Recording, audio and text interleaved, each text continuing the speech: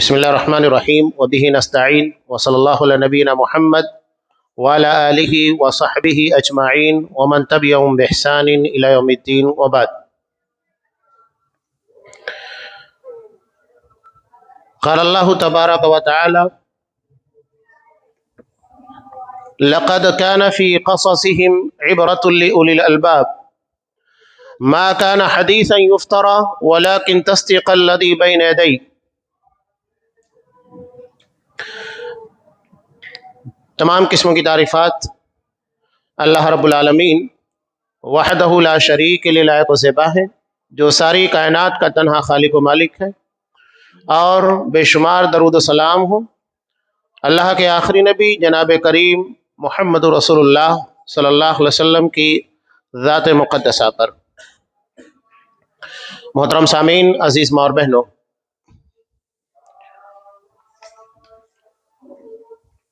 اللہ نے انسانوں کی ہدایت کے لیے جتنے انبیاء اور رسولوں کو بھیجا،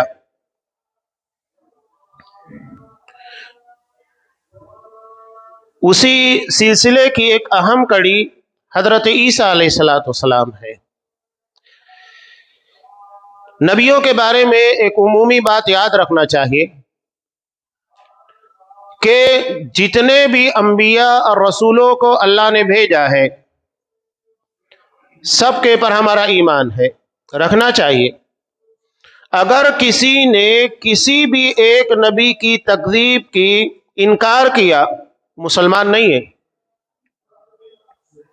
ہر نبی کو ماننا ہے، چاہے اس کا نام ہم جانتے ہیں نہیں جانتے۔ سورہ بقرہ کی اخیر کی آیتوں میں یہی چیز بیان کی گئی ہے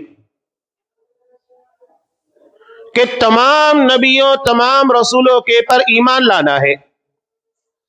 جن رسولوں کے بارے میں تفصیلی بات ہمیں پتہ ہے تو تفصیل کے ساتھ، جیسا کہ حضرت آدم علیہ السلام، حضرت ابراہیم علیہ السلام اور بھی بہت سارے انبیاء ہیں۔ جن نبیوں کے بارے میں ہمیں تفصیل کا علم نہیں ہے، مثال کے طور پر حضرت ذوالکفل علیہ السلام، نہیں، قرآن مجید میں اس کی کوئی تفصیل نہیں بیان کی، بس ایک نام ہے، تذکرہ کیا۔ اور اللہ نے یہ بھی بیان کیا وَلَقَدْ بَعَثْنَا فِي كُلِّ أُمَّةٍ رَسُولًا، ہم نے ہر بستی میں رسول کو بھیجا۔ چنانچہ نئی تحقیقات کے مطابق یہ بات سامنے آ چکی ہے کہ جتنی بھی پرانی بستیاں تھیں، کھنڈرات موجود تھے، ہر بستی کے اندر کوئی نہ کوئی عبادت گاہ موجود تھی، اور عبادت گاہ کا موجود ہونا اس بات کی دلیل ہے کہ وہاں پر کوئی رسول آیا تھا۔ بغیر رسول کے آئے وہاں عبادت گاہ کا تصور ہی نہیں پیدا ہو سکتا تھا۔ تو یہ اللہ کی طرف سے تمام بستیوں کے لیے رسول تعینات کیے گئے، بھیجے گئے۔ ان تمام رسولوں میں 5 انبیاء کرام کو خصوصی فضیلت حاصل ہے۔ یہ کون 5 انبیاء کرام ہیں؟ اولو العزم پیغمبر، یعنی عام انبیاء کے مقابلے میں ان لوگوں کو زیادہ مشکلات کا، امتحان کا سامنا کرنا پڑا۔ تمام نبیوں اور رسولوں میں ان 5 رسولوں کو زیادہ فضیلت حاصل ہے، جن میں حضرت ابراہیم علیہ السلام ہے، حضرت نوح علیہ السلام، حضرت موسیٰ علیہ السلام، حضرت عیسیٰ علیہ السلام، اور محمد رسول اللہ صلی اللہ علیہ وسلم۔ ایک روایت جو مسند احمد کی ہے کہ اللہ تعالیٰ نے دنیا میں 1,24,000 پیغمبروں کو بھیجا، اس روایت پر کلام ہے، اسی لیے ہم کہتے ہیں کم و بیش، یعنی اس سے زیادہ بھی ہو سکتے ہیں، کم بھی ہو سکتے، ان کی گنتی کو اللہ ہی بہتر جانتا ہے۔ ان تمام نبیوں اور رسولوں میں ان 5 رسولوں کو جو اولو العزم ہے، فضیلت حاصل ہے، اور ان 5 میں 2 رسولوں کو 5 کے پر فضیلت حاصل ہے، بقیہ 3 پر۔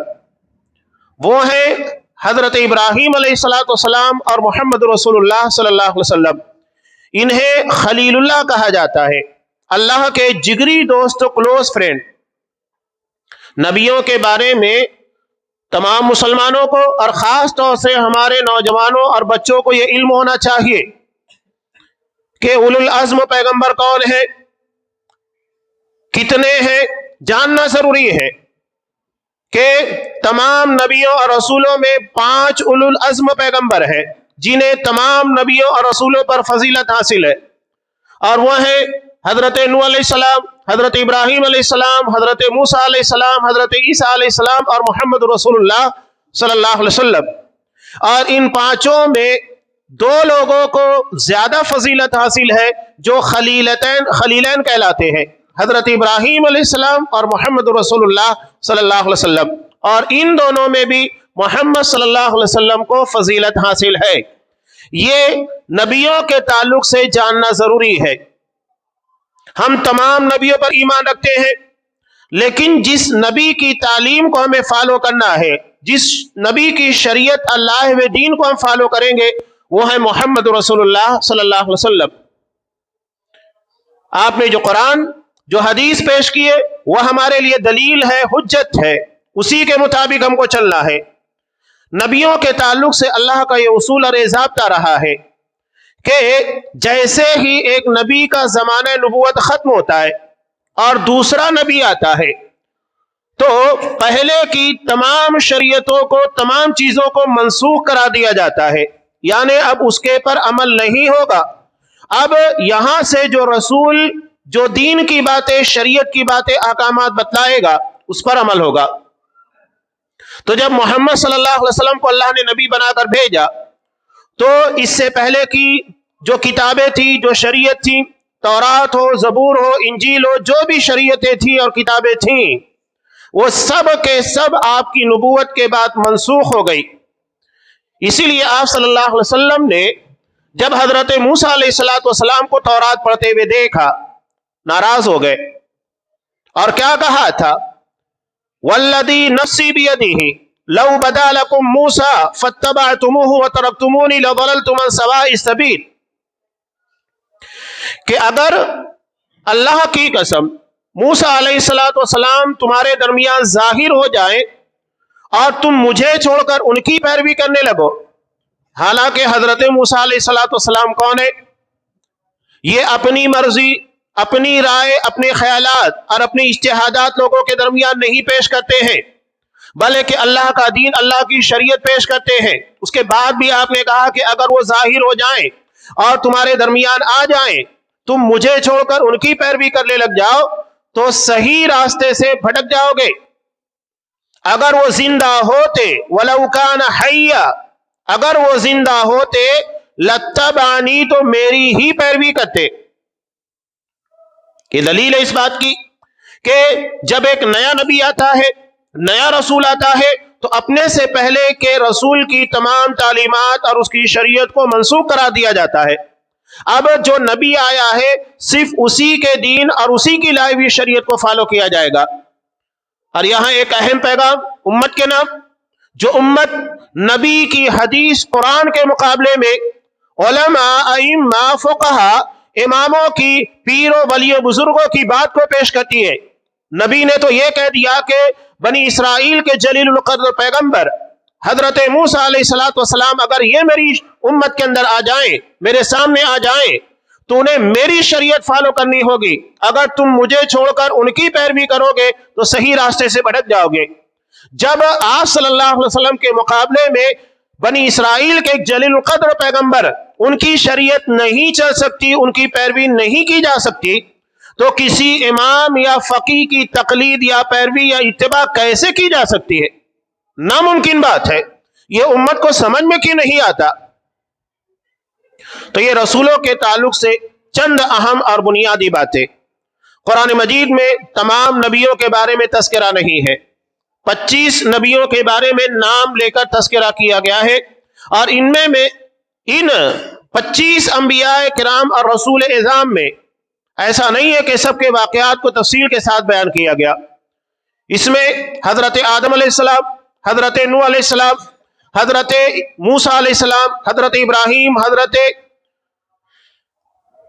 इस्माइल, हजरत इसहाक, हजरत यूसुफ, حضرت عیسیٰ، یہ چند انبیاء اکرام ہیں جن کے واقعات کو کچھ تفصیل سے بیان کیا گیا، ورنہ دیگر انبیاء کے واقعات کو تفصیل سے نہیں بیان کیا گیا۔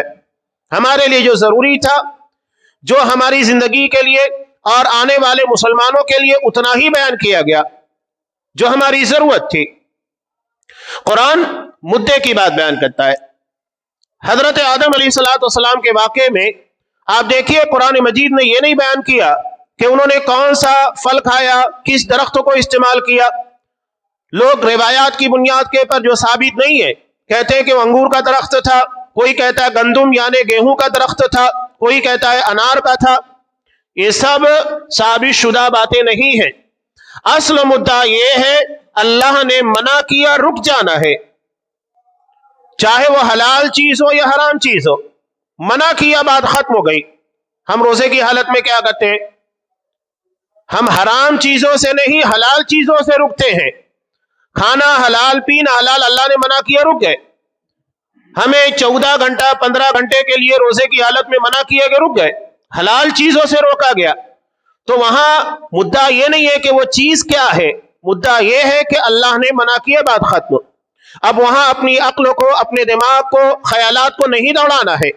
اللہ نے منع کر دیا، اصل چیز یہی ہے کہ اللہ کا حکم کیا ہے اور اللہ کا منع کیا ہوا معاملہ کیا ہے، منہیات کیا ہے جس سے اللہ نے منع کیا، ختم ہو جاتی ہے بات، اس کے آگے بات نہیں چلتی ہے۔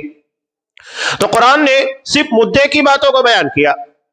اب یہاں ہمارا جو موضوع ہے حضرت عیسیٰ علیہ السلام کی زندگی سے متعلق، ان کی زندگی کے بہت سارے گوشے ہیں۔ میں اختصار کے ساتھ انشاءاللہ کوشش کروں گا کہ وہ باتیں آپ کے سامنے آ جائیں۔ آپ قرآن مجید کا مطالعہ کیجئے، بہت تفصیل کے ساتھ ان چیزوں کو قرآن مجید کی مختلف صورتوں میں، سورہ آل عمران کے اندر جو خاص طور سے انہی کے خاندان سے متعلق ہے۔ آل عمران یہ حضرت عیسیٰ علیہ السلام کا خاندان ہے، اس لیے کہ عمران حضرت عیسیٰ علیہ السلام کے نانا تھے۔ حضرت مریم ان کی ماں ہے اور حضرت مریم کے والد حضرت عمران تھے، تو اسی بنیاد پر رکھا گیا ہے آل عمران، عمران کا خانوادہ۔ آل کا مطلب ہوتا ہے فالوور، خاندان والے، ماننے والے، جیسا کہ آل فرعون ہے، یعنی فرعون کے ماننے والے، فرعون کے خانوادے اور اس کے پیروکار۔ اسی طرح ہے آل عمران، یعنی حضرت عمران کے فالوور، ان کے خاندان والے، ان سے تعلق رکھنے والے۔ سب سے پہلی چیز جو یہاں پر بیان کرنا ہے وہ ہے حضرت عیسیٰ علیہ السلام کی ولادت۔ ان کی ولادت معجزانہ ہے۔ معجزے کا مطلب ہوتا ہے جو عام انسانی زندگی میں نہیں ہوتا۔ عام انسانی زندگی میں کبھی ایسا نہیں ہوتا ہے کہ کسی مرد کو بچہ ہو جائے، نہیں ہوتا، لیکن معجزے کے طور پر ایسا ہو سکتا ہے، ہوا۔ حضرت آدم علیہ السلام کی بائیں فصلی سے کس کو پیدا کیا گیا؟ مائی حوا کو۔ حوا کا مطلب ہی ہوتا ہے جسے زندہ سے پیدا کیا گیا ہے۔ حضرت آدم کی بائیں فصلی سے، یعنی ایک مرد سے ولادت ہوئی، حضرت حوا کو پیدا کیا گیا۔ تو یہ معجزہ ہے، ورنہ عام زندگی کے اندر ایسا نہیں ہوتا ہے۔ اور اسی کے خلاف، یعنی بغیر مرد کے عورت کو بچہ پیدا ہونا، یہ بھی معجزہ ہے۔ اور یہی معجزہ حضرت عیسیٰ علیہ السلام کی زندگی کا ہے کہ بغیر باپ کے اللہ نے ان کو پیدا کیا۔ سورہ مریم کے ابتدا میں ان چیزوں کا تذکرہ ہے۔ قرآن مجید نے سب سے پہلے تمہیدی طور پر حضرت زکریا کا تذکرہ کیا۔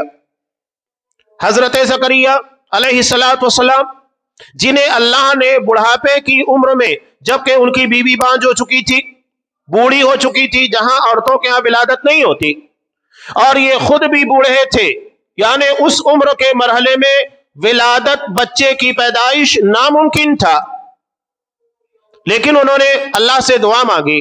بہت پیاری چیز ہے، آپ اپنی دعا کے حصے میں حضرت زکریا علیہ السلام کے اس جملے کو شامل کیجئے۔ انہوں نے اللہ سے دعا مانگتے ہوئے کیا کہا تھا؟ وَلَمْ أَكُنْ بِدُعَائِكَ رَبِّ شَقِيًّا، کہ اے میرے پروردگار، میں تجھ سے دعا کر کے کبھی نامراد نہیں ہوا۔ यानी जो दुआएं मैंने तुझसे मांगी तूने वो दुआ कबूल की। तो अल्लाह से दुआ मांगते हुए जुमला शामिल कीजिए। अगर आपको लगता है कि जो दुआ मांग रहा हूं बज़ाहिर नामुमकिन है, ऐसा नहीं हो सकता, तो आप उसमें शामिल कीजिए कि परदिगार ये चीज मेरे लिए लगता है कि मुश्किल है, मेरे एतबार से नामुमकिन है, तेरे लिए कोई चीज मुश्किल नहीं, तू तो कदीर है, कादिर है, हर चीज के ऊपर कुदरत रखने वाला। तो ये उन्होंने कहा था और अल्लाह ने उन्हें हजरत यहया अलैहिस्सलातु वस्सलाम अता फरमाया। यानी जब मर्द और औरत दोनों के अंदर बच्चा पैदा करने की सलाहियत नहीं थी, अल्लाह ने औलाद दी।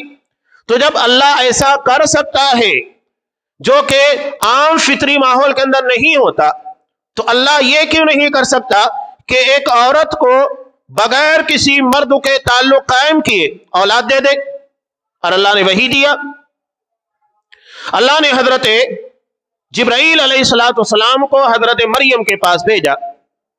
हजरत मरियम के बारे में जानना जरूरी है। सूरह आल इमरान के अंदर इन चीजों को तफसील से बयान किया गया है कि जब इनके वालिद ने दुआ मांगी थी कि अल्लाह मेरे यहाँ जो औलाद होगी मैं उसे इबादत के लिए वक्फ करूंगा, ये उनकी अपनी शरीयत में था कि अपनी औलाद को इबादत के लिए वक्फ कर देना, यानी वो मस्जिद में रहेगा और मस्जिद में हमेशा इबादत करता रहेगा, कारोबार और दुनियावी जिंदगी से उसका कोई ताल्लुक नहीं होगा। लेकिन ये चीज शरीयत इस्लामिया में जायज नहीं है। हमारी अपनी शरीयत में इस बात की इजाजत नहीं, उनकी अपनी शरीयत में थी। चुनांच जब नजर मानी, नजर मानने के बाद हुआ यूं कि हजरत मरियम पैदा हुई, तो उन्होंने कहा कि अल्लाह ये तो लड़की पैदा हुई है। अब चूंकि वो नजर मान चुके थे कि मेरे यहाँ जो औलाद होगी, जबकि इबादत के लिए लड़के को वहां पर वक्फ किया जाता था, लेकिन चूंकि नजर मानी जा चुकी थी, हजरत मरियम को वहां पर रखा गया और उनकी देखरेख के लिए हजरत जकरिया जो उनके खालू थे, रिश्ते में सगे खालू थे, उनकी किफालत और उनकी जिम्मेदारी हजरत जकरिया को दी गई थी, करीबी रिश्तेदार होने की बुनियाद के पर। सूरह आल इमरान के अंदर यह भी बयान किया गया कि जब हजरत जकरिया की किफालत, कौन उनकी किफालत करेगा, देखरेख करेगा, तो उस बारे में इख्तिलाफ हुआ। लोगों ने दावे किया नहीं मैं करूंगा मैं करूंगा।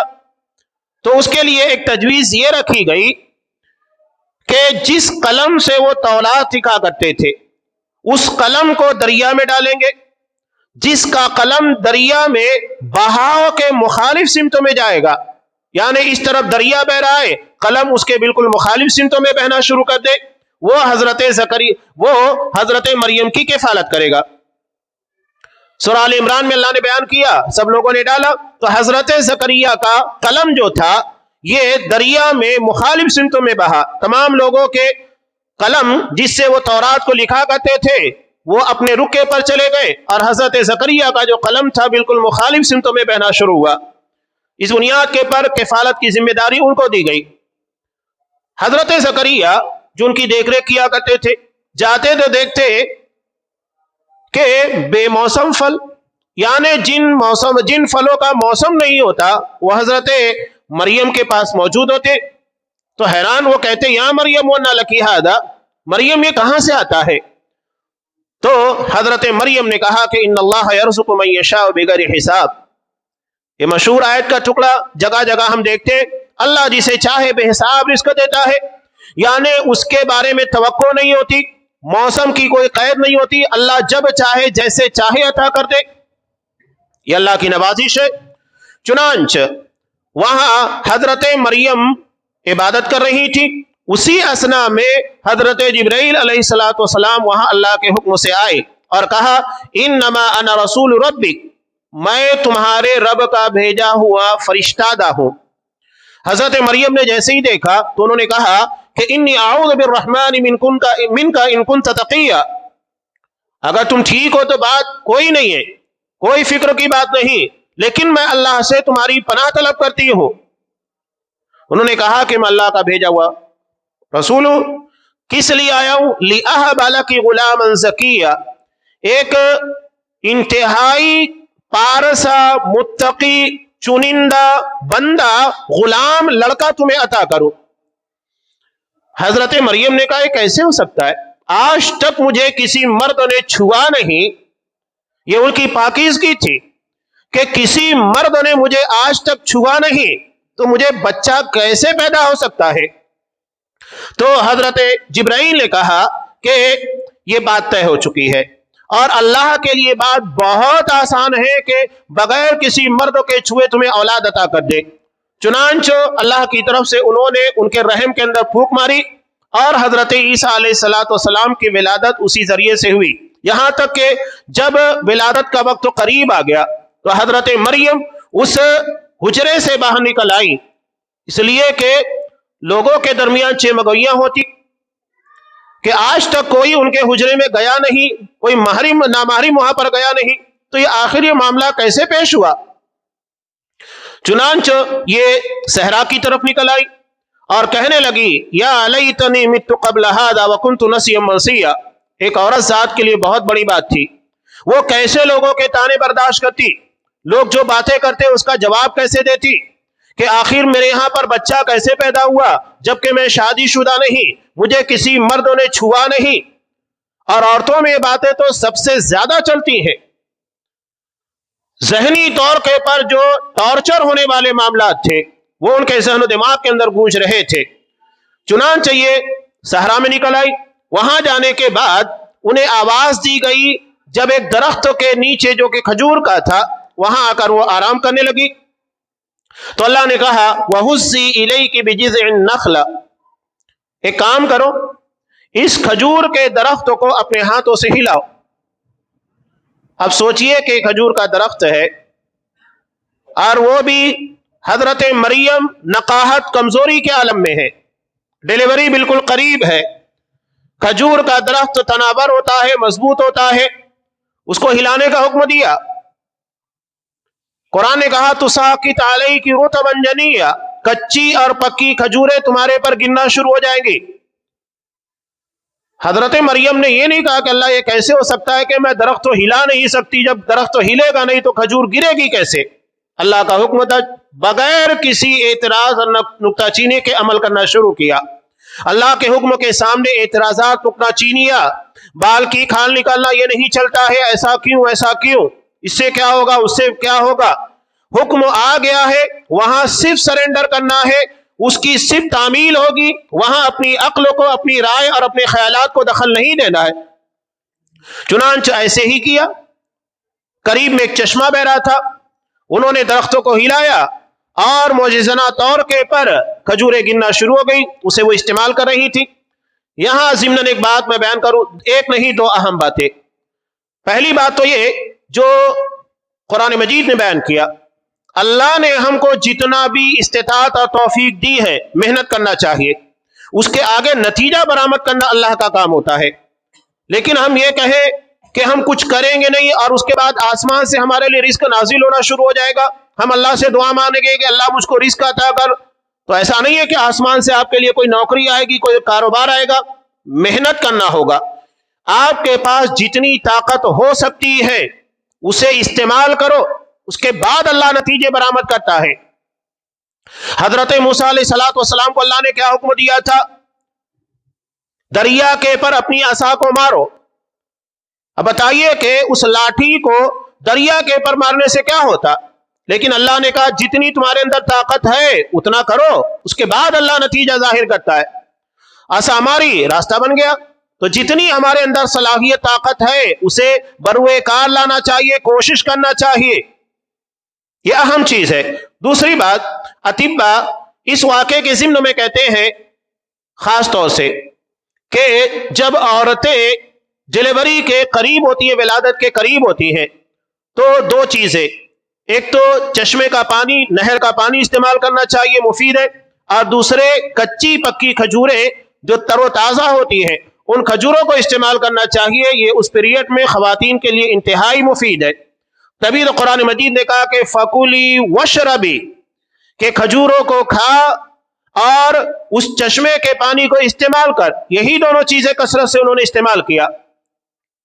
हाँ, अगर कोई मर्द तुम्हें नजर आए, कोई शख्स नजर आए और सवाल करे तो साफ क्या कह देना, इन्नी नदरतु लिर्रहमानी सौमा, کہ میں نے रहमान के लिए रोजा रखा है। ये रोजा कौन सा था? अरबी जबान में सौम कहते हैं रुक जाने को। तो यहां किस चीज से रुकना था? कौन सा रोजा था? ये रोजा था बात करने से रुक जाना। उसीलिए उन्होंने कहा फलन उकल्लिमल यौम इंसिया, आज मैं किसी भी इंसान से बात नहीं करूंगी। अल्लाह ने हजरत ईसा अलैहिस्सलाम को मोजेज़ाना तौर के पर पैदा किया, विलादत हुई। विलादत होने के बाद जब ये उन्हें अपनी कौम के पास लेकर आई, लोगों ने क्या कहा? या उख्ता हारून मा काना अबूकी इम्रअ सौ वमा काना तुम्मुकी बगिया, कि अय हारून की बहन, ये हजरत हारून की बहन थी। कहा कि तुम्हारे बाप के अंदर तो कोई बुराई नहीं थी, तुम्हारा बाप बुरा नहीं था और तुम्हारी माँ भी बदचलन नहीं थी, तो तुमने ये काम कैसे किया? इससे मालूम होता है कि माँ बाप के किरदार, उनके अखलाक के असरात बच्चों के ऊपर पड़ते हैं। तभी तो लोगों ने कहा कि तुम्हारा बाप बुरा नहीं, तुम्हारी माँ बदचलन नहीं, तुमने ये कैसे किया? तो वो क्या की? अल्लाह के हुक्म के मुताबिक हजरत ईसा अलैहिस्सलाम की जानिब इशारा किया, फाशारत इलैहि। तो लोगों ने कहा कैफ नुकल्लिम मन कान फिल महदी सबिया, कि जो गोद के अंदर है, अभी 2-4 दिन का बच्चा है, वो एक लफ्ज ना सुन ले लेकिन बोल नहीं सकता, ना समझ सकता है, उससे कैसे बात करेंगे? चुनांच अल्लाह ने हजरत ईसा अलैहिस्सलाम को अपनी माँ की गोद में गहवारे में बोलने की ताकत दी। ये उन चंद बच्चों में से एक है जो अपनी माँ की गोद में, यानी जब ये तसव्वुर नहीं हो सकता कि बच्चा एक लफ्ज सही से अदा करे, ये लोगों से बेहतरीन अंदाज से बातें कर रहे थे। उन्होंने कहा इन्नी अब्दुल्लाह, मैं अल्लाह का बंदा हूं, आतानियल किताब, अल्लाह मुझे किताब यानी इंजील अता करेगा, वजअलनी नबिया, और अल्लाह मुझे नबी बनाएगा। जब अपनी माँ की गोद में है, चंद दिनों के हैं, इतनी बड़ी बात कर रहे हैं। ये दरअसल अल्लाह की तरफ से मोजेज़ाना विलादत के बाद मोजेज़ाना तौर के पर इस तरह की बातें लोगों के दरमियान कहलवाई गई ताकि लोगों को यकीन आ जाए कि यह दरअसल एक मोजेज़ा है और इसमें हजरत मरियम का कोई दोष नहीं, वो पाक दामन है। अल्लाह ने हजरत ईसा अलैहिस्सलाम जैसे बरगुज़ीदा नबी को इस तरह मोजेज़ाना तौर के पर पैदा किया। अब यहां पर ये बात हुई कि अल्लाह ने उन्हें मोजेज़ाना तौर के पर पैदा किया, बातचीत हुई। बातचीत होने के बाद हजरत ईसा अलैहिस्सलाम ने जो बातें की, अल्लाह मुझे किताब अता करेगा, नबी बनाएगा, यहां सूरह आल इमरान में कुछ तफसील और बयान की है जो हजरत ईसा अलैहिस्सलाम की मोजेज़ाना विलादत से मुतालिक है। यहां एक बात याद रखें, यहां कुरान मजीद ने जिन चीज़ों का तज़किरा किया, और सन 9 हिजरी के अंदर नजरान ये एक मुल्क था उस वक्त, वहां के ईसाई नबी करीम सल्लल्लाहु अलैहि वसल्लम के पास आए। यहां अब 2 तबका हो गया, 2 नहीं बल्कि 3। पहला तबका वो था जो यहूदियों का था, शुरू से हजरत ईसा अलैहिस्सलाम पर खार खाए हुए थे, और वो कहते कि नहीं, हजरत ईसा अलैहिस्सलाम दरअसल यूसुफ नज्जार नामी एक शख्स के लड़के हैं जिनसे नाजायज ताल्लुकात करने की बुनियाद के पर हजरत मरियम के यहां पर इनकी विलादत हुई है। इस बुनियाद के पर सिर्फ हजरत मरियम मुजरिमा नहीं बनती, बल्कि उनके साथ साथ हजरत ईसा अलैहिस्सलाम की शख्सियत और उनकी पैदाइश के पर जबरदस्त एतराजात होते हैं। ये एक तबका जो ने नाउज़ बिल्लाह वलदुज़ ज़िना कह रहा है, और दूसरा तबका वो था जिन्होंने हजरत ईसा अलैहिस्सलाम की इस मोजेज़ाना विलादत की बुनियाद के पर गुलू कर बैठा। गुलू का मतलब जो जायज मकाम था उससे आगे ले गया। अब हजरत ईसा अलैहिस्सलाम को इन लोगों ने कहा कि नाउज़ बिल्लाह ये अल्लाह के बेटे हैं, चूंकि बगैर मर्द के, बगैर शौहर के पैदा हुए हैं, इसका मतलब यह है कि हजरत मरियम नाउज़ बिल्लाह अल्लाह की बीवी है और अल्लाह ने उनके जरिए से हजरत ईसा अलैहिस्सलाम को पैदा किया, इसीलिए वो इब्नुल्लाह कहते हैं उन्हें, अल्लाह का बेटा, अल्लाह की औलाद। ये एक तबका हुआ। जबकि तीसरा तबका था जो इस बहस के दरमियान बात आ रही है, नजरान के ईसाई जो आए थे वो भी हजरत ईसा अलैहिस्सलाम को अल्लाह का बेटा कहते थे और 3 खुदाओं में से एक खुदा मानते। ईसाइयों के यहाँ तस्लीस का, 3 खुदाओं का अकीदा, और ये बहुत अजीब व गरीब है। وہ کہتے ہیں کہ 3 1 ہے. یہ کیسے ہو سکتا ہے؟ 2 1 نہیں ہو سکتا تو 3 1 کیسے ہو سکتے؟ 3 3 رہے گا، 2 2 رہے گا، 1 1 ہی رہے گا. اب یہاں 3 میں بھی اختلاف. کچھ کہتے ہیں کہ اللہ، حضرت مریم اور حضرت عیسیٰ علیہ السلام یہ تینوں رہے، 3 خدا ہیں. اور کچھ لوگ کہتے ہیں کہ اللہ، جبرائیل اور حضرت عیسیٰ علیہ السلام وہ مریم کو ہٹا دیتے ہیں، اور اس طریقے سے 3 خداؤں کے قائل ہے. یہ 3 خدا کا عقیدہ جب آپ تاریخ پڑھیں گے تو یہ جگہ جگہ کے پر آپ کو اسپورٹسوں کے ٹی شرٹ ہے اور بہت ساری چیزوں کے پر ایک لوگو ملے گا. وہ لکھا ہوتا ہے، اس کے پر لکھا ہوتا ہے پولو. دراصل اسے عربی میں بولوس کہا جاتا ہے اور انگلش میں اسے پولو کہا جاتا ہے. یہ ایک یہودی تھا. یہ یہودی شخص نے اس 3 خداؤں کے عقیدے کو کہاں سے لیا؟ ہندوؤں کے یہاں سے. یہ عیسائیوں کا عقیدہ نہیں ہے. اصل میں یہ عیسائیوں کے علاوہ سب سے پہلے ہندو دھرموں کے اندر پیدا ہوا. ان لوگوں کے یہاں پر 3 خداؤں کا عقیدہ ہے. آپ تاریخ پڑھ سکتے ہیں. وہ کہتے ہیں برہما، وشنو، شیوا. ان 3 کے بارے میں وہ کہتے ہیں کہ یہ 3 خدا ہیں اور ان میں مین جو ہے برہما ہے. یہ ان کا اپنا عقیدہ. انہی 3 خداؤں کے عقیدے کو پولو نامی شخص نے یہودیت میں سے نکل کر عیسائیت کے اندر اس کو داخل کیا. جس طرح مسلمانوں کے درمیان عبداللہ بن سبا ایک یہودی تھا، سارے فتنے کی جڑ وہی، رافضیہ شیعوں کی بنیاد ڈالنے والا، بظاہر مسلمان اپنے آپ کو ظاہر کیا. اسی طرح پولو نامی شخص نے جو کہ اصلاً یہودی تھا، یہ عیسائیوں کے درمیان آیا، اپنے آپ کو حضرت عیسیٰ علیہ السلام کا چاہنے والا، ان کا حواری کہنے لگا. اور اس کے بعد اس نے عیسائیوں کے اندر 3 خداؤں کا عقیدہ پیدا کیا. یہ بگاڑ کی وجہ ہے. تو یہ 3 خدا کے بارے میں عقیدہ نجران کے عیسائی اسی پر بحث کرنے آئے تھے. قرآن نے ایک بہت پیاری مثال بیان کی. ان مثل عیسیٰ عند اللہ کمثل آدم. حضرت عیسیٰ کی مثال اللہ کے ہاں آدم کی طرح ہے. اللہ نے حضرت آدم کو تو بغیر ماں باپ کے پیدا کیا. اگر تم یہ کہتے ہو کہ حضرت عیسیٰ علیہ السلام کی ولادت بغیر باپ کے ہوئی ہے، اس بنیاد کے اوپر ان کا مقام یہ ہے کہ اللہ کے بیٹے بن گئے، تو حضرت آدم کے بارے میں کیا کہو گے؟ اللہ نے تو ان کو بغیر ماں اور باپ کے پیدا کیا. یہی عقیدہ اور یہی اصول تمہارے یہاں پر ہے، تو حضرت آدم کو ان سے زیادہ بڑا مقام دینا چاہیے تھا. جواب ہی نہیں دے پائے. اللہ کے یہاں ولادت کے 4 طریقے. ایک بغیر ماں باپ کے، جیسا کہ حضرت آدم علیہ السلام کو پیدا کیا. ایک بغیر ماں کے، جیسا کہ حضرت حوا کو اللہ نے پیدا کیا حضرت آدم علیہ السلام کی بائیں پسلی سے. ایک ہے تیسرا بغیر باپ کے، جیسا کہ حضرت عیسیٰ کو اللہ نے پیدا کیا، ماں موجود ہے باپ نہیں ہے. اور چوتھا جو نارمل ہے، ماں باپ کے ذریعے بچے دنیا میں وجود میں آتے. تو اللہ جس طرح چاہے پیدا کرے، اس کے لیے کوئی چیز مشکل نہیں، ناممکن نہیں. ہر چیز بالکل آسان ہے، صرف اس کے کن کے انتظار میں ہوتی ہے. اللہ کہے کن ہو جاتی ہے. آپ صلی اللہ علیہ وسلم نے کہا کہ ٹھیک ہے، مباہلہ کرتے، لیکن وہ ڈر گئے.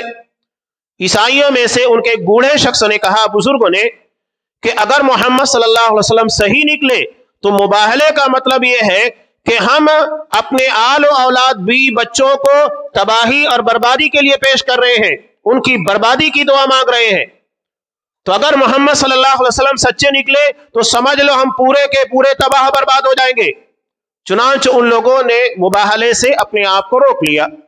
قرآن نے یہاں بیان کیا حضرت عیسیٰ علیہ السلام کے بارے میں کہ اللہ انہیں تورات کا علم دے گا، یعنی پیدائشی طور پر یہ تورات کے حافظ تھے جو حضرت موسیٰ علیہ السلام کے پر نازل ہوئی، اور اس کے علاوہ اللہ نے ان کو انجیل بھی عطا کی. حضرت عیسیٰ علیہ السلام کے زمانے میں یہ بات عام طور سے آپ سنتے رہتے ہیں کہ اللہ معجزات جو نبیوں کو عطا کرتا ہے وقت کے تقاضوں کے اعتبار سے ہوتا ہے. حضرت موسیٰ علیہ السلام کے زمانے میں جادوگری کا عروج تھا. اللہ نے ان کو ایسا معجزہ عطا کیا کہ سارے جادو کے پر پانی پھیر دیا، سارے جادو کے پر. صرف ایک عصا کو तमाम लोगों के सामने डाला, अजदहा बन गया, और जितने फर्जी और नजर बंदी करके शोबताबाजी के जरिए अपनी रस्सियों और लकड़ियों को सांप बनाकर दिखा रहे थे, सबको खा गया। ये उस वक्त का मोजेज़ा था, उस वक्त का तकाजा था। मोहम्मद सल्लल्लाहु अलैहि वसल्लम के जमाने में जबान का उरूज था। अहले अरब को अपनी जबान दानी के पर, लैंग्वेज के पर बहुत नाज था। काबा में सबा मुअल्लकात थे। सबा मुअल्लकात यानी अरब के वो 7 अशआर जो पूरे अरब के अहले कलाम, अहले ज़बान लोगों के अंदर मशहूर थे कि उससे बेहतर कोई कलाम नहीं बना सकता। जैसा कि हम भी उर्दू ज़बान के अंदर बहुत सारे कलाम पढ़ते हैं, अल्लामा इकबाल के, उनका तराना तराने हिंदी, हम कहते हैं कि उससे जैसा कोई बना नहीं सकता, वो सबसे बेहतर कलाम है। उनकी मशहूर दुआ है, लब पे आती है दुआ बन के तमन्ना मेरी, जो लोगों के अंदर इंतहाई मशहूर हो गई। ऐसे ही वहां सबा मुअल्लकात थे, यानी 7 अशार जिन्हें काबतुल्लाह के दीवार के पर लटकाया गया था। इससे बेहतर कलाम कोई नहीं पेश कर सकता। कुरान मजीद नाजिल हुआ, हजरत अली रदी अल्लाह ताला अन्हु ने सूरह कौसर 3 आयतों के पर मुश्तमिल बिल्कुल मुख्तसर सूरा इन्ना आतैनाकल कौसर फसल्लि लिरब्बिका वन्हर इन्न शानियका हुवल अबतर, इसको जाकर लिख दिया। इस सूरे को कौन पढ़ रहा था? जो अरब के कलाम के दरमियान जज बनता था कि किसका कलाम सबसे बेहतर है, यानी उसकी ज़हानत सबसे ज्यादा बेहतर थी, तभी तो वह फैसला करता था कि कौन सा कलाम सबसे बेहतर है। वो आकर उस कलाम को पढ़ता है, बार बार पढ़ता है, और नीचे अपना तबसरा लिखकर चला जाता है कि मा हादा कौलुल बशर, ये किसी इंसान का कलाम नहीं हो सकता। किसी इंसान के अंदर इतनी सलाहियत और ताकत है ही नहीं कि वो इस तरह का कलाम बना सके। अल्लाह ने कुरान मजीद जैसा मोजज़ा अता किया। हजरत ईसा अलैहिस्सलातु वस्सलाम के जमाने में तिब, डॉक्टरी उरूज के पर थी, तो अल्लाह ने उनको ऐसा मोजज़ा अता किया जो तस्करा यहां है। कहा अन्नी अखलुकु लकुम मिनत्तीन, मैं मट्टी से तुम्हारे लिए परिंदा बनाऊंगा और उसमें फूंकूंगा तो वो जिंदा होकर अल्लाह के हुक्म से उड़ना शुरू कर देगा। और वैसा ही होता था अल्लाह की इजाजत से। हर मोजेज़े के बारे में इज़्ने इलाही, अल्लाह की इजाजत जरूरी है। अल्लाह के परमिशन और उसकी इजाजत के बगैर कुछ नहीं हो सकता। उसके बाद व उबरिल अकमह वल अबरसा व उहयिल मौता बिइज़्निल्लाह, कि मैं जो मादर जात नाबीना है, सिर्फ उसके आंख के पर हाथ फेर देते बीना हो जाता, उसकी बीनाई लौट जाती, उसकी आंखें देखने लगती। और अगर कोई मादर जात बरस का, कोढ़ी का बीमारी है, जिसे उसके जिस्म के पर अपना हाथ फेरते फौरन शिफायाब हो जाता। यहां तक कि अल्लाह के हुक्म से किसी मुर्दा को कहते कि अल्लाह के हुक्म से जिंदा हो जा, वो जिंदा हो जाता। यकीनन ये उस वक्त के एतबार से बहुत बड़ा मोजेज़ा था। अब हजरत ईसा अलैहिस्सलातु वस्सलाम ये सारी चीजें कर रहे हैं, तौरात के जरिए लोगों को दावत दे रहे हैं। लेकिन इसी दरमियान हुआ यूं, जब इनकी उम्र 33 साल थी, कि हुआ यूं कि यहूद की तरफ से मुसलसल साजिशें चल रही थी। हाकिम वक्त को उन्होंने वर्गलाया, और वर्गलाने के बाद कि ये तुम्हारे खिलाफ लोगों को भड़का रहे हैं, तुम्हारे खिलाफ एक नई हुकूमत बनाने की साजिश रची जा रही है। चुनांचे हज़रत ईसा अलैहिस्सलातु वस्सलाम को सूली के पर लटकाने की साजिश रची गई। अल्लाह ने बहुत आसानी के साथ बचा लिया, जैसा कि इसी में बयान किया गया है। हजरत ईसा अलैहिस्सलातु वस्सलाम, अब यहाँ रिवायात मुख्तलिफ है, तफसीर जुदा जुदा है कि हजरत ईसा अलैहिस्सलातु वस्सलाम की शक्ल किसको अता की गई। जो खबरी था, जिसने जाकर ये बताया हाकिम वक्त के पास कि यहाँ हजरत ईसा अलैहिस्सलातु वस्सलाम फला जगह के पर छुपे हुए हैं। अब यहाँ ये भी जानना जरूरी है कि तवक्कुल, एतमाद और यकीन का मतलब ये नहीं है कि हम खुले में आ जाएं और उसके बाद यकीन करें कि मौत आनी होगी तो आएगी, नहीं आनी होगी तो नहीं आएगी। यहां पर भी वही चीज है कि अपनी ताकत पर अपना बचाव करना, अपने आप को बचाने की कोशिश करना। हजरत ईसा अलैहिस्सलातु वस्सलाम को जब ये मालूम हो गया कि मुझे मारने की कोशिश की जा रही है, मेरे खिलाफ शिकायतें हैं और मुझे सूली के पर लटका दिया जाएगा, تو وہ اپنا بچاؤ کر رہے تھے، چھپنے کی کوشش کر رہے تھے۔ تو جو خبری تھا اسے اللہ نے وہ شکل عطا کر دی، یا حواریوں میں سے ایک مسئلہ پیدا ہوا کہ جس شخص نے غداری کی تھی، بے وفائی کی تھی، اس کے پر حضرت عیسیٰ علیہ السلام کی شبیہ اور ان کی شکل کو ڈال دیا گیا، اور حضرت عیسیٰ علیہ السلام کو زندہ آسمان کے پر اٹھا لیا گیا۔ تو الگ الگ چیزیں۔ بہرحال قرآن مجید نے صاف کہا اس ضمن میں وما قتلوہ وما صلبوہ، کہ حضرت عیسیٰ علیہ السلام کو کسی نے نہ قتل کیا ہے، نہ انہیں سولی کے پر لٹکایا گیا ہے، ولیکن شبہ لہم، بلکہ ان کی مشابہت یعنی ان کا روپ کسی اور کی شکل کے پر دھارن کر دیا گیا، اور حضرت عیسیٰ سمجھ کر اسے پھانسی کے پر لٹکا دیا گیا، اور حضرت عیسیٰ علیہ السلام کو زندہ آسمان پر اٹھا لیا گیا۔ نبی کریم صلی اللہ علیہ وسلم نے خواب کی حالت میں انہیں دیکھا بھی تھا، جیسا کہ بخاری وغیرہ میں ہے کہ وہ حج کر رہے ہیں، ان کا بال ہلکا گھنگرالو تھا، قد درمیانی تھا، گندمی کلر تھا۔ یہ حضرت عیسیٰ علیہ السلام کی شباہت جو آپ صلی اللہ علیہ وسلم نے بیان کی۔ حضرت عیسیٰ علیہ السلام کا زندہ آسمان کے پر اٹھا لیا جانا، قرآن نے جس کے بارے میں وضاحت کی ہے، بعض لوگ اس کے قائل نہیں ہے، وہ کہتے نہیں حضرت عیسیٰ علیہ السلام کی طبعی موت ہو چکی ہے، اب انہیں آسمان سے دوبارہ زمین کی طرف نہیں بھیجا جائے گا، نہ انہیں آسمان کی طرف اٹھایا گیا ہے، جبکہ یہ قرآن کی واضح آیت بر رفعہ اللہ الیہ، کہ اللہ نے انہیں اپنے پاس اٹھا لیا ہے زندہ۔ اور سورہ زخرف میں اللہ نے ان کے بارے میں ایک بہت اہم بات بیان کی، جو سارے اعتراضات اور ساری نکتہ چونیوں کو کٹ کر دیتا ہے، ان کی جڑیں ہی اکھاڑ دیتا ہے۔ قرآن مجید نے کہا وَإِنَّهُ لَعِلْمٌ لِلسَّاعَةِ فَلَا تَمْتَرُنَّ بِهَا وَاتَّبِعُونِ، حضرت عیسیٰ علیہ السلام قیامت کی نشانیوں میں سے ایک نشانی ہے، فَلَا تَمْتَرُنَّ بِهَا، اس کے بارے میں ذرہ برابر شک مت کرو، وَاتَّبِعُونِ، میری پیروی کرو، یعنی محمد صلی اللہ علیہ وسلم اس بارے میں جو بتا رہے ہیں اس کی پیروی کرو، اسے مانو، ھذا صراط مستقیم، یہی سیدھا راستہ ہے۔ تو حضرت عیسیٰ علیہ السلام کو زندہ آسمان پر اٹھایا گیا، اس وقت ان کی عمر 33 سال تھی، اور وہ شادی شدہ نہیں تھے، کنوارے ہی تھے۔ آپ صلی اللہ علیہ وسلم نے اس کے بارے میں جو وضاحت کی کہ قرب قیامت انہیں دوبارہ زمین کے پر اتارا جائے گا، جیسا کہ مسند احمد اور مسلم وغیرہ کی روایت میں ہے، انہیں دمشق کی جامع مسجد کے منارہ بیضا کے پر فرشتے لا کر اتار جائیں گے، نماز فجر کا وقت ہوگا، حضرت امام مہدی بھی اس وقت مبعوث ہو چکے ہوں گے، اور لوگوں کے درمیان لوگوں کی قیادت کر رہے ہوں گے، امامت کے لیے آگے بڑھیں گے۔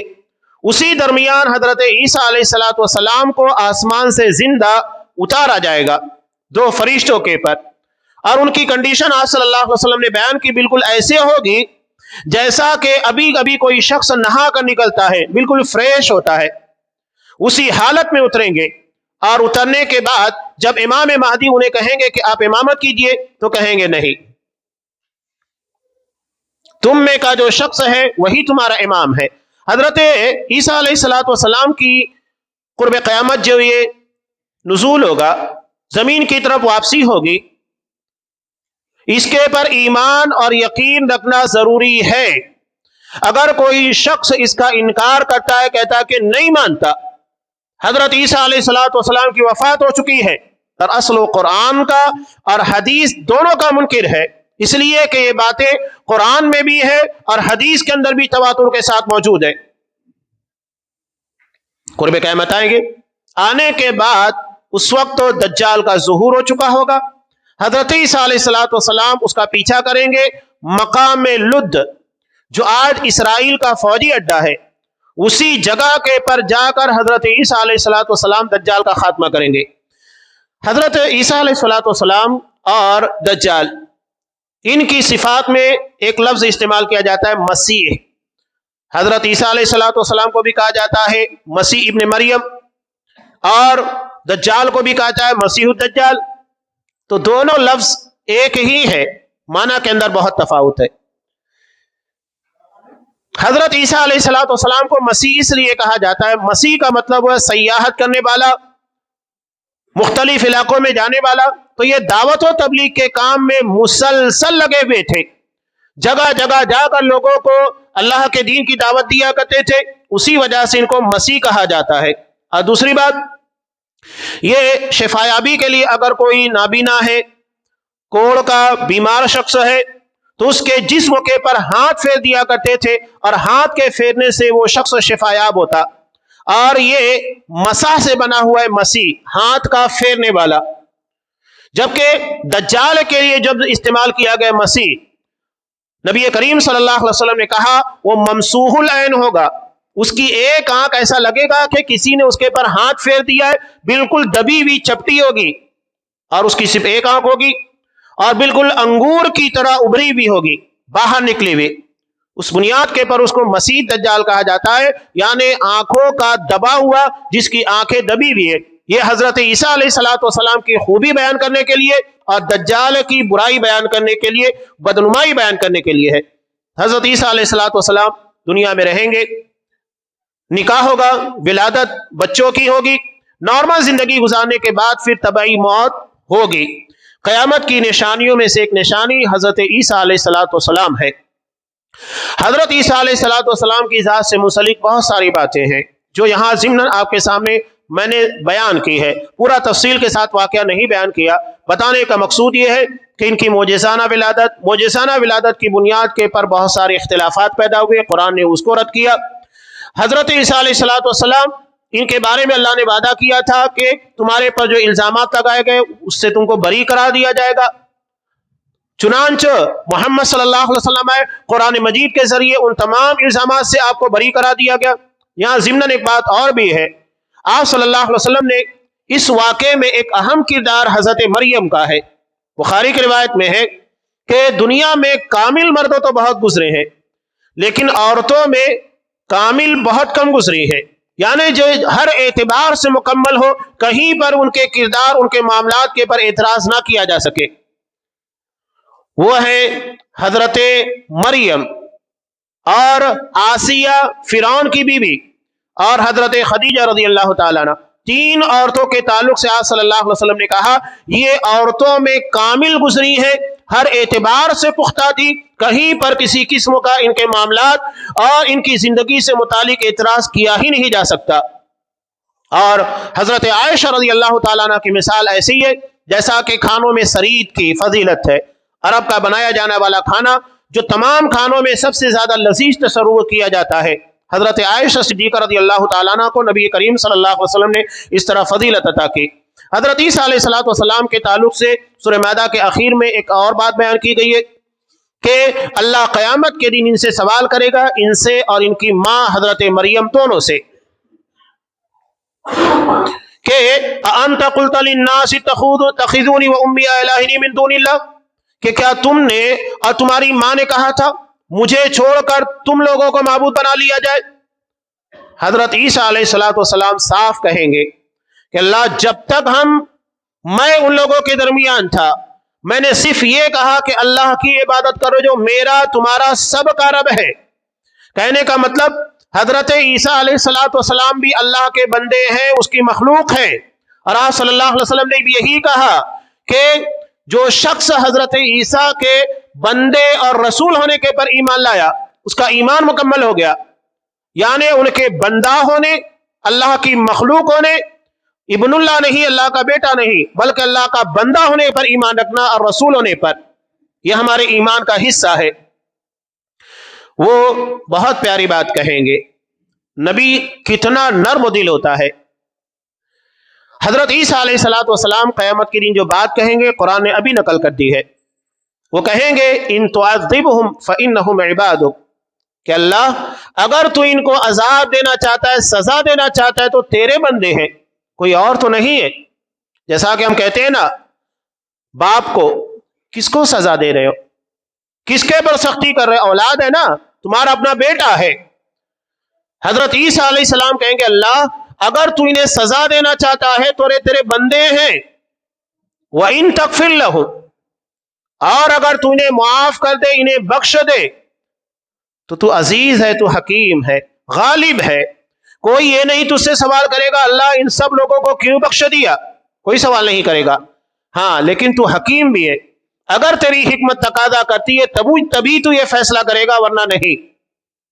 اللہ نے بھی کتنی پیاری بات کہی اس کے جواب میں، کہا ھذا یوم ینفع الصادقین صدقہم، آج کے دن سچوں کو ان کی سچائیاں فائدہ دے گی۔ سب سے بڑی سچائی کائنات کی اللہ کی توحید، اللہ کی وحدانیت ہے کہ اللہ کے سوا کوئی معبود نہیں۔ یہ کائنات کی سب سے بڑی سچائی، اور سب سے بڑا جھوٹ یہ ہے کہ اللہ کے علاوہ بھی کوئی خالق ہے، مالک ہے، الہ ہے، معبود ہے، سب سے بڑا جھوٹ۔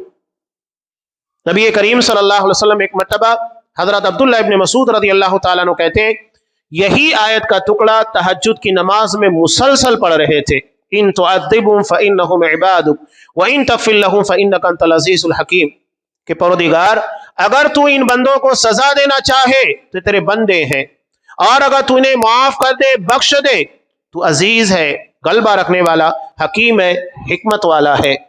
یہ حضرت عیسیٰ علیہ السلام کی زندگی کا انتہائی مختصر کے ساتھ واقعہ، قرآن نے جس کے بارے میں کہا لقد کان فی قصصہم عبرۃ لأولی الالباب، ان واقعات میں، قصوں میں غور و فکر کرنے والوں کے لیے عبرتیں ہیں، نصیحت کی باتیں ہیں۔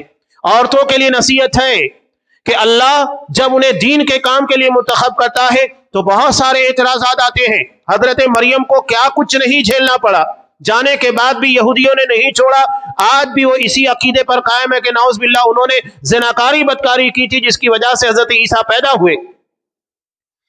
تو اللہ کے دین کے لیے اپنی ذات کو قربان کر دیا جائے، اپنے نفسوں کو قربان کر دیا جائے۔ اس کے بعد دیکھیے اللہ کی طرف سے انعامات اور مقام کی بلندی کیسے ملتی ہے۔ حضرت عیسیٰ کو بار بار قرآن مجید میں اپنی ماں کی طرف منسوب کیا گیا، اس لیے کہ باپ نہیں ہے، ورنہ قرآن مجید میں کسی بھی نبی کو نہ باپ کی طرف نہ ماں کی طرف کسی کو منسوب نہیں کیا، صرف حضرت عیسیٰ ہیں جن کے بارے میں قرآن مجید نے جا بجا یہ لفظ استعمال کیا، عیسیٰ ابن مریم، جو مریم کے بیٹے ہیں عیسیٰ علیہ السلام۔ یہ بہت بڑا اعزاز ہے حضرت مریم کے لیے، ہر جگہ انہیں اپنے بیٹے حضرت عیسیٰ علیہ السلام کے ساتھ جوڑ کر رکھا گیا ہے، بہت بڑا اعزاز ہے۔ قرآن بار بار اسی چیز کا تذکرہ کرتا ہے، ایک عورت ذات کے لیے بہت بڑا تبصرہ، بہت بڑے اعزاز کی بات۔ اس کے علاوہ حضرت عیسیٰ علیہ السلام کی شخصیت، ان کے پر اعتراضات، آپ کام کریں گے اعتراض ہوگا، اعتراضات ہو رہے ہیں، نکتہ چینیاں کی جا رہی ہیں، رکاوٹیں ڈالنے کی کوشش کی جا رہی ہیں، اس کا مطلب کام ہو رہا ہے۔ اگر آپ خاموش بیٹھے ہوئے سوئے ہوئے تو کون اعتراض کرے گا؟ آپ جب ہلچل کریں گے، کام کرنے کی کوشش کریں گے، تبھی اعتراضات ہوں گے، رکاوٹیں کھڑی کی جائے گی، مشکلات پیدا کی جائے گی، یہ دلیل ہے کام کی۔ اور اگر یہ سب نہیں ہو رہا ہے اس کا مطلب آپ کر نہیں رہے۔ تو انبیاء کے راستے میں رکاوٹیں بہت آتی تھی، لیکن استقامت یہ اصل چیز ہے۔ قرآن مجید نے اولو العزم پیغمبروں میں حضرت عیسیٰ علیہ السلام کو اسی لیے شمار کیا کہ ان کی زندگی میں چیلنجز بہت تھے، اور اگر کوئی ان چیلنجوں کو نہیں برداشت کر سکتا ہے کنارے ہٹ جائے۔ اس راہ میں آنا ہے اللہ کے دین کے لیے اور اس کے دین کی تبلیغ، نشر و اشاعت کے لیے، تو الزامات، بہتان، بہت کچھ ہوگا، لیکن یہ ٹھان کر آنا ہے کہ اس راہ میں کتنی بھی مشکلات آئے اپنے آپ کو جما کر رکھنا ہے، اسی کو استقامت سے تعبیر کیا۔ حضرت سفیان رضی اللہ تعالیٰ عنہ نے جب آپ صلی اللہ علیہ وسلم سے سوال کیا تھا، صرف ایک کلمہ کہیے جو میں ہمیشہ یاد رکھوں، تو آپ نے کیا کہا تھا؟ قل آمنت باللہ فاستقم، کہو میں اللہ پر ایمان لایا اور اس پر ڈٹ جاؤ، جم جاؤ۔ جو کوئی اعتراض کرے، نکتہ چینیاں کرے، مشکلات پیدا کرے، پریشانیاں لے کر آئے، الزامات لے کر آئے، سب بے معنی۔ اب ہمیں اسی دھن میں سوار ہو کر اپنے کام اور اپنے مشن کے پر لگے رہنا ہے۔ آپ صلی اللہ علیہ وسلم نے کہا تھا نا کہ اگر یہ میرے دائیں ہاتھ میں سورج، بائیں میں چاند رکھ دے تب بھی میں اپنے مشن سے باز نہیں آؤں گا۔ یہ سلیکٹڈ بندے ہوتے ہیں جو اللہ کے دین کے لیے، اس کی نشر و اشاعت کے لیے منتخب کیے جاتے ہیں۔ یہاں ہم اگر دیکھتے ہیں کہ کوئی سیاسی پارٹی یا کوئی کمپنی کسی شخص کو اپلائی کرتی ہے کہ آپ ہماری کمپنی کا یا ہماری سیاست میں ہماری پارٹی کا کام کیجئے، تو لوگ بحال ہو جاتے ہیں کہ ہم کو سلیکٹ کیا گیا ہے۔ یہ تو دنیا ہے۔ یہ سلیکشن دین کی تبلیغ کے لیے اور لوگوں تک اللہ کا دین پہنچانے کے لیے اللہ کی طرف سے ہوتا ہے۔